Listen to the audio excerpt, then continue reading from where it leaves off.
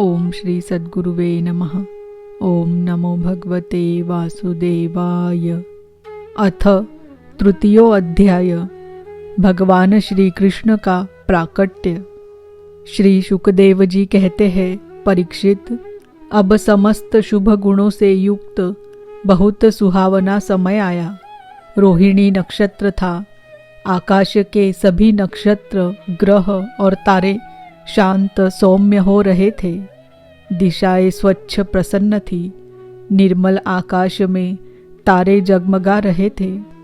पृथ्वी के बड़े बड़े नगर, छोटे छोटे गांव, अहीरों की बस्तियां और हीरे आदि की खानें मंगलमय हो रही थी। नदियों का जल निर्मल हो गया था। रात्रि के समय भी सरोवरों में कमल खिल रहे थे। वन में वृक्षों की पंक्तियां रंग बिरंगे पुष्पों के गुच्छों से लद गई थी। कहीं पक्षी चहक रहे थे तो कहीं भौरे गुनगुना रहे थे। उस समय परम पवित्र और शीतल मंद सुगंध वायु अपने स्पर्श से लोगों को सुखदान करती हुई बह रही थी। ब्राह्मणों के अग्निहोत्र की कभी न बुझने वाली अग्नियां, जो कंस के अत्याचार से बुझ गई थी, वे इस समय अपने आप जल उठी। संत पुरुष पहले से ही चाहते थे कि असुरों की बढ़ती न होने पाए।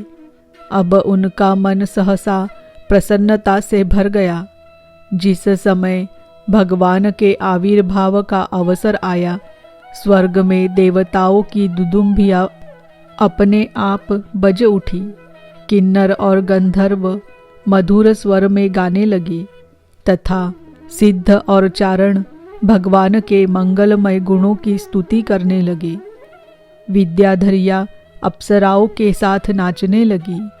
बड़े बड़े देवता और ऋषि मुनि आनंद से भरकर पुष्पों की वर्षा करने लगे। जल से भरे हुए बादल समुद्र के पास जाकर धीरे धीरे गर्जना करने लगे। जन्म मृत्यु के चक्र से छुड़ाने वाले जनार्दन के अवतार का समय था। निशीथ चारों ओर अंधकार का साम्राज्य था। उसी समय सबके हृदय में विराजमान भगवान विष्णु देवरूपिणी देवकी के गर्भ से प्रकट हुए। जैसे पूर्व दिशा में 16 कलाओं से पूर्ण चंद्रमा का उदय हो गया हो। वसुदेव जी ने देखा, उनके सामने एक अद्भुत बालक है।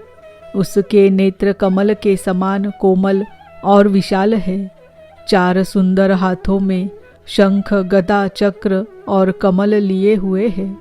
वक्ष स्थल पर श्रीवत्स का चिन्ह अत्यंत सुंदर सुवर्णमयी रेखा है। गले में कौस्तुभ मणि झिलमिला रही है। वर्षाकालीन मेघ के समान परम सुंदर श्यामल शरीर पर मनोहर पीतांबर फहरा रहा है। बहुमूल्य वैदूर्य मणि के किरीट और कुंडल की कांति से सुंदर सुंदर घुंघराले बाल सूर्य की किरणों के समान चमक रहे हैं। कमर में चमचमाती करधनी की लड़ियां लटक रही है। बाहों में बाजू बंद और कलाइयों में कंकण शोभायमान हो रहे हैं। इन सब आभूषणों से सुशोभित बालक के अंग अंग से अनोखी छटा छिटक रही है। जब वसुदेव जी ने देखा कि मेरे पुत्र के रूप में तो स्वयं भगवान ही आए हैं, तब पहले तो उन्हें असीम आश्चर्य हुआ। फिर आनंद से उनकी आंखें खिल उठी। उनका रोम रोम परमानंद में मग्न हो गया। श्री कृष्ण का जन्मोत्सव मनाने की उतावली में उन्होंने उसी समय ब्राह्मणों के लिए 10,000 गायों का संकल्प कर दिया। परीक्षित, भगवान श्री कृष्ण अपनी अंग कांति से सूतिका गृह को जगमग कर रहे थे। जब वसुदेव जी को यह निश्चय हो गया कि ये तो परम पुरुष परमात्मा ही है, तब भगवान का प्रभाव जान लेने से उनका सारा भय जाता रहा। अपनी बुद्धि स्थिर करके उन्होंने भगवान के चरणों में अपना सिर झुका दिया और फिर हाथ जोड़कर वे उनकी स्तुति करने लगे। वसुदेव जी ने कहा, मैं समझ गया कि आप प्रकृति से अतीत साक्षात पुरुषोत्तम हैं। आपका स्वरूप है केवल अनुभव और केवल आनंद। आप समस्त बुद्धियों के एकमात्र साक्षी हैं। आप ही सर्ग के आदि में अपनी प्रकृति से इस त्रिगुणमय जगत की सृष्टि करते हैं। फिर उसमें प्रविष्ट न होने पर भी आप प्रविष्ट के समान जान पड़ते हैं। जैसे जब तक महत तत्व आदि कारण तत्व पृथक पृथक रहते हैं, तब तक उनकी शक्ति भी पृथक पृथक होती है। जब वे इंद्रियादि 16 विकारों के साथ मिलते हैं, तभी इस ब्रह्मांड की रचना करते हैं और इसे उत्पन्न करके इसी में अनुप्रविष्ट से जान पड़ते हैं। परंतु सच्ची बात तो यह है कि वे किसी भी पदार्थ में प्रवेश नहीं करते। ऐसा होने का कारण यह है कि उनसे बनी हुई जो भी वस्तु है, उसमें वे पहले से ही विद्यमान रहते हैं। ठीक वैसे ही बुद्धि के द्वारा केवल गुणों के लक्षणों का ही अनुमान किया जाता है और इंद्रियों के द्वारा केवल गुणमय विषयों का ही ग्रहण होता है। यद्यपि आप उनमें रहते हैं, फिर भी उन गुणों के ग्रहण से आपका ग्रहण नहीं होता। इसका कारण यह है कि आप सब कुछ है, सबके अंतर्यामी हैं और परमार्थ सत्य आत्मस्वरूप है। गुणों का आवरण आपको ढक नहीं सकता, इसीलिए आप में न बाहर है न भीतर। फिर आप किसमें प्रवेश करेंगे? इसीलिए प्रवेश न करने पर भी आप प्रवेश किए हुए के समान दिखते हैं। जो अपने इन दृश्य गुणों को अपने से पृथक मानकर सत्य समझता है, वह अज्ञानी है, क्योंकि विचार करने पर ये देह गेह आदि पदार्थ वाग्विलास के सिवा और कुछ नहीं सिद्ध होते। विचार के द्वारा जिस वस्तु का अस्तित्व सिद्ध नहीं होता, बल्कि जो बाधित हो जाती है, उसको सत्य मानने वाला पुरुष बुद्धिमान कैसे हो सकता है? प्रभु कहते हैं कि आप स्वयं समस्त क्रियाओं, गुणों और विकारों से रहित है। फिर भी इस जगत की सृष्टि, स्थिति और प्रलय आप से ही होते हैं। यह बात परम ऐश्वर्यशाली परब्रह्म परमात्मा आपके लिए असंगत नहीं है, क्योंकि तीनों गुणों के आश्रय आप ही है। इसीलिए उन गुणों के कार्य आदि का आप में ही आरोप किया जाता है। आप ही तीनों लोकों की रक्षा करने के लिए अपनी माया से सत्वमय शुक्ल वर्ण यानी पोषणकारी विष्णु रूप धारण करते हैं। उत्पत्ति के लिए रज प्रधान रक्त वर्ण यानी सृजनकारी ब्रह्मा रूप और प्रलय के समय तमोगुण प्रधान कृष्ण वर्ण यानी संहारकारी रुद्र रूप स्वीकार करते हैं। प्रभो, आप सर्वशक्तिमान और सबके स्वामी हैं। इस संसार की रक्षा के लिए ही आपने मेरे घर अवतार लिया है। आजकल कोटि कोटि असुर सेनापतियों ने राजा का नाम धारण कर रखा है और अपने अधीन बड़ी बड़ी सेनाएं कर रखी है। आप उन सब का संहार करेंगे। देवताओं के भी आराध्य देव प्रभो, यह कंस बड़ा दुष्ट है। इसे जब मालूम हुआ कि आपका अवतार हमारे घर होने वाला है, तब उसने आपके भय से आपके बड़े भाइयों को मार डाला। अभी उसके दूत आपके अवतार का समाचार उसे सुनाएंगे और वह अभी अभी हाथ में शस्त्र लेकर दौड़ा आएगा। श्री शुकदेव जी कहते हैं, परीक्षित, इधर देवकी ने देखा कि मेरे पुत्र में तो पुरुषोत्तम भगवान के सभी लक्षण मौजूद है। पहले तो उन्हें कंस से कुछ भय मालूम हुआ, परंतु फिर वे बड़े पवित्र भाव से मुस्कुराती हुई स्तुति करने लगी। माता देवकी ने कहा, प्रभो, वेदों ने आपके जिस रूप को अव्यक्त और सबका कारण बतलाया है, जो ब्रह्म ज्योति स्वरूप समस्त गुणों से रहित और विकारहीन है, जिसे विशेषण रहित अनिर्वचनीय निष्क्रिय एवं केवल विशुद्ध सत्ता के रूप में कहा गया है, वही बुद्धि आदि के प्रकाशक विष्णु आप स्वयं हैं। जिस समय ब्रह्मा की पूरी आयु 2 परार्ध समाप्त हो जाते हैं, काल शक्ति के प्रभाव से सारे लोक नष्ट हो जाते हैं। पंचमहाभूत अहंकार में, अहंकार महत तत्व में और महत तत्व प्रकृति में लीन हो जाता है। उस समय एकमात्र आप ही शेष रह जाते हैं। इसी से आपका एक नाम शेष भी है। प्रकृति के एकमात्र सहायक प्रभो, निमेष से लेकर वर्ष पर्यंत अनेक विभागों में विभक्त जो काल है, जिसकी चेष्टा से यह संपूर्ण विश्व सचेष्ट हो रहा है और जिसकी कोई सीमा नहीं है, वह आपकी लीला मात्र है।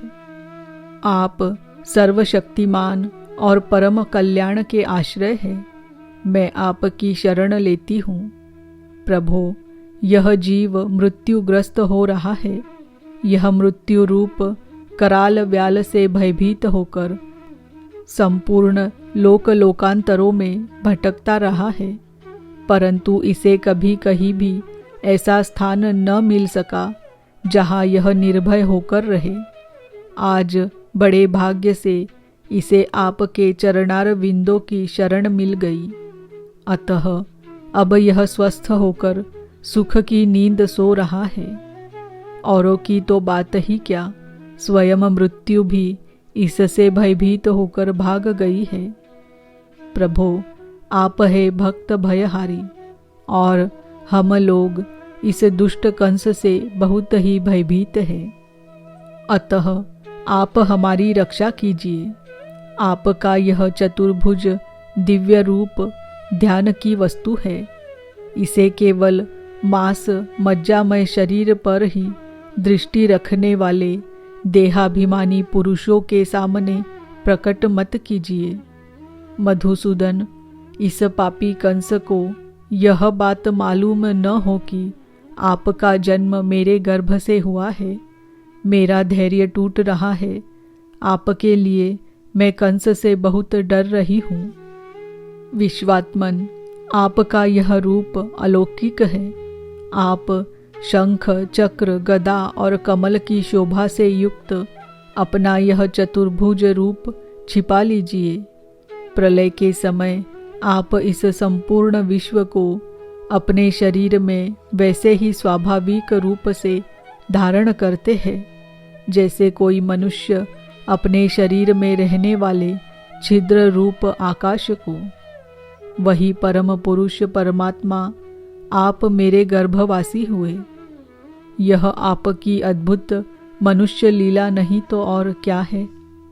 श्री भगवान ने कहा, देवी, स्वयंभू मनवंतर में जब तुम्हारा पहला जन्म हुआ था, उस समय तुम्हारा नाम था पृश्नी और ये वसुदेव सुतपा नाम के प्रजापति थे। तुम दोनों के हृदय बड़े ही शुद्ध थे। जब ब्रह्मा जी ने तुम दोनों को संतान उत्पन्न करने की आज्ञा दी, तब तुम लोगों ने इंद्रियों का दमन करके उत्कृष्ट तपस्या की। तुम दोनों ने वर्षा, वायु, घाम, शीत, उष्ण आदि काल के विभिन्न गुणों का सहन किया और प्राणायाम के द्वारा अपने मन के मल धो डाले। तुम दोनों कभी सूखे पत्ते खा लेते और कभी हवा पीकर ही रह जाते। तुम्हारा चित्त बड़ा शांत था। इस प्रकार तुम लोगों ने मुझसे अभीष्ट वस्तु प्राप्त करने की इच्छा से मेरी आराधना की। मुझ में चित्त लगाकर ऐसा परम दुष्कर और घोर तप करते करते देवताओं के 12,000 वर्ष बीत गए। पुण्यमयी देवी, उस समय मैं तुम दोनों पर प्रसन्न हुआ, क्योंकि तुम दोनों ने तपस्या, श्रद्धा और प्रेममयी भक्ति से अपने हृदय में नित्य निरंतर मेरी भावना की थी। उस समय तुम दोनों की अभिलाषा पूर्ण करने के लिए वर देने वालों का राजा मैं इसी रूप से तुम्हारे सामने प्रकट हुआ। जब मैंने कहा कि तुम्हारी जो इच्छा हो मुझसे मांग लो, तब तुम दोनों ने मेरे जैसा पुत्र मांगा। उस समय तक विषय भोगों से तुम लोगों का कोई संबंध नहीं हुआ था, तुम्हारे कोई संतान भी न थी। इसीलिए मेरी माया से मोहित होकर तुम दोनों ने मुझसे मोक्ष नहीं मांगा। तुम्हें मेरे जैसा पुत्र होने का वर प्राप्त हो गया और मैं वहाँ से चला गया। अब सफल मनोरथ होकर तुम लोग विषयों का भोग करने लगे।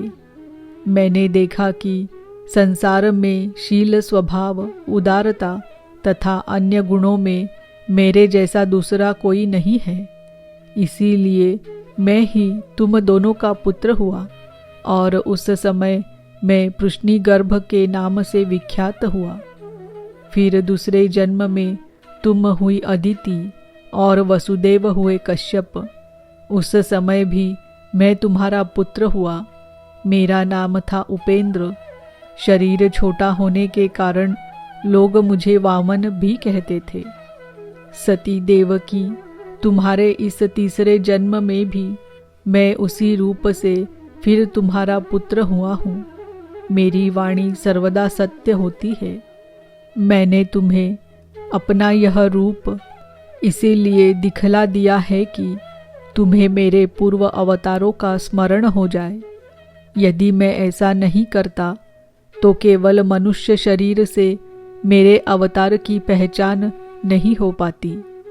तुम दोनों मेरे प्रति पुत्र भाव तथा निरंतर ब्रह्म भाव रखना। इस प्रकार वात्सल्य, स्नेह और चिंतन के द्वारा तुम्हें मेरे परम पद की प्राप्ति होगी।